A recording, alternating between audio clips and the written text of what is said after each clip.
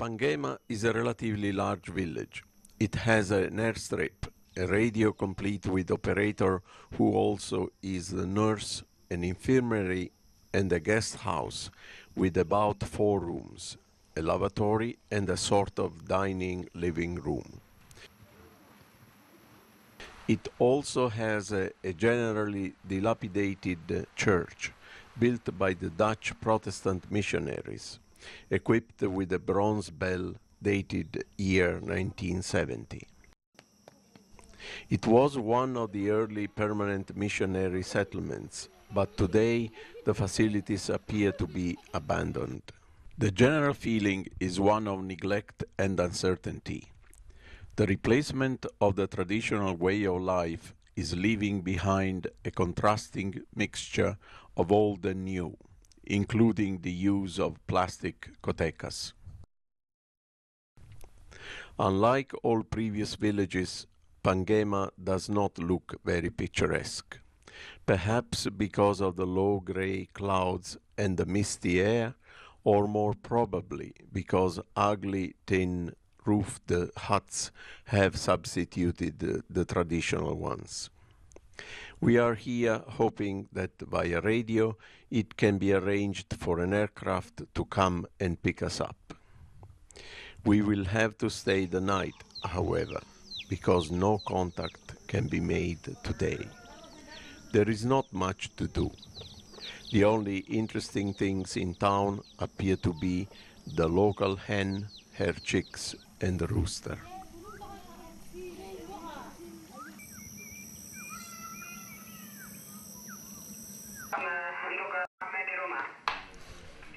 The next day, a successful radio contact is established. The operator nurse cargo master arranges for a plane currently in Angaruk to stop by in Panggema on its way back to Wamena.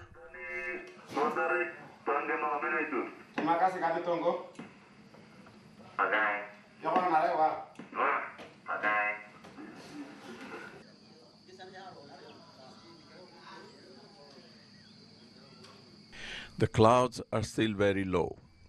It is with excitement that we hear a gradually approaching engine noise.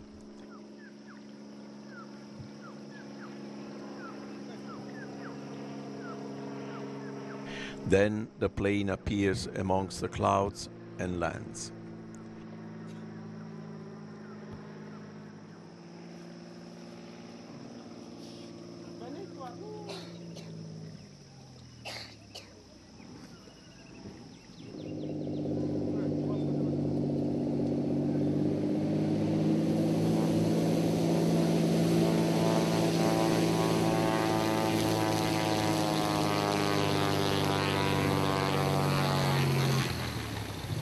It is again a Cessna 206, but a much newer one.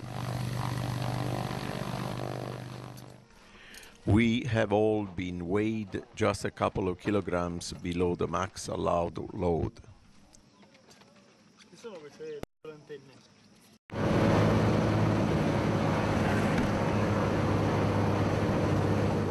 This time the pilot does not seem to require explicit God's assistance.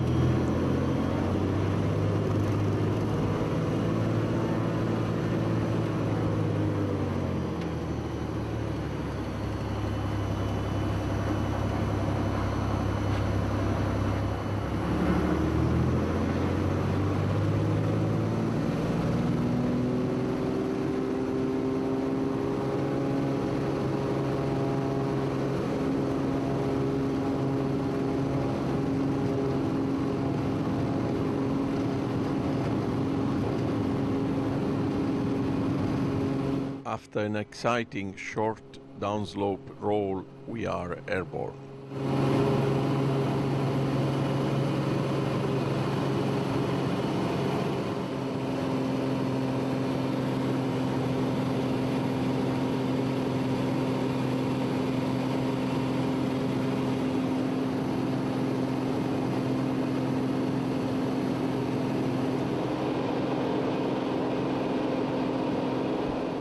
We take a last look at the Yali territory, and for the next half an hour we enjoy the stunning scenery of this enchanted land.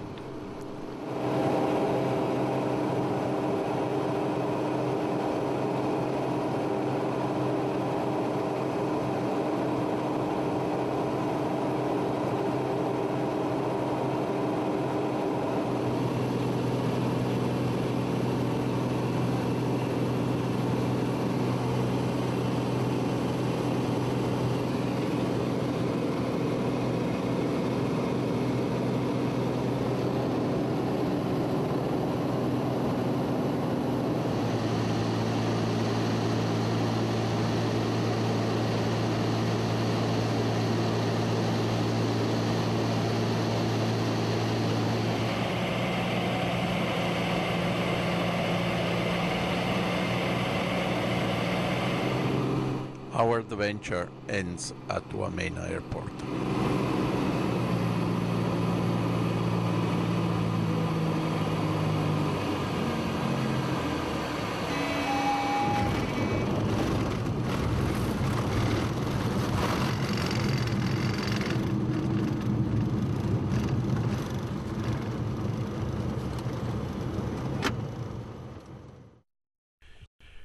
Once more, the return to Wamena raises conflicting feelings.